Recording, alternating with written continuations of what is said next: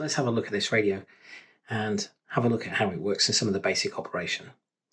Now, first things first, this is really similar to the RT85 in the way that it looks, but I think they've also addressed some of the issues that people commented on at the time. The main one being the flick between the VFO and memory button here.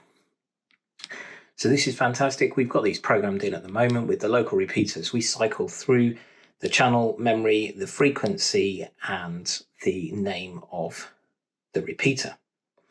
You can name the menus through here, and I've programmed this through the front panel. Found it really easy, really quick to get going.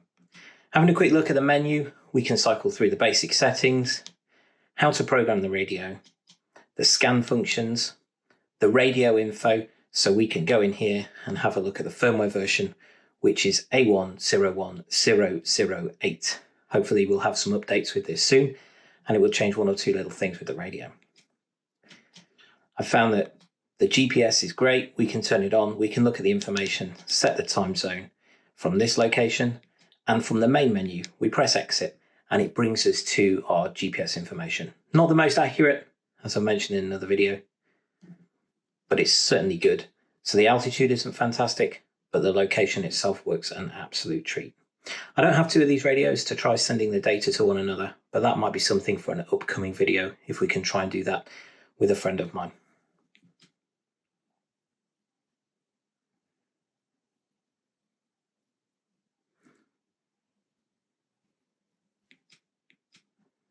Quite simply, this radio is exactly what it needs to be. Simple settings, easy to program, scan. There are a few things we can do from the main menu.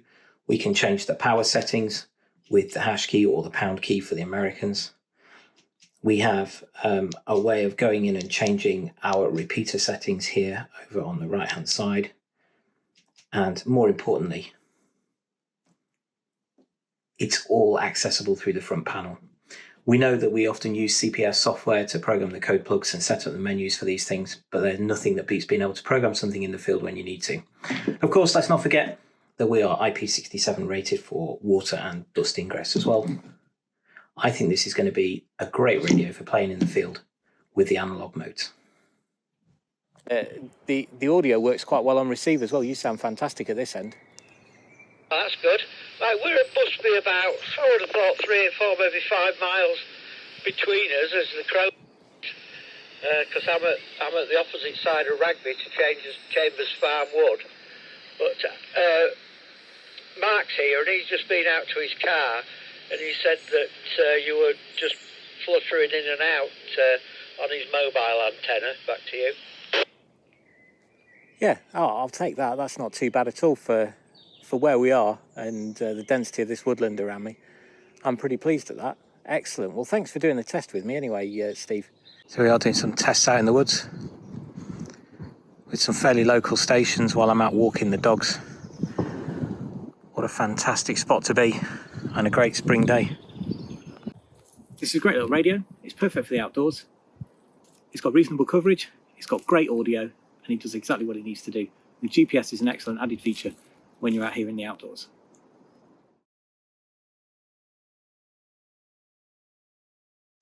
IP67 rated, they said. I thought I'd give that a test. Here I am on a tiny little island in the middle of the English North Sea.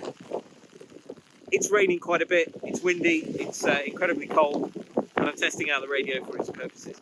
I can't make anyone come up to the CQ calls, but it's definitely holding out in the weather, and it's working perfectly well.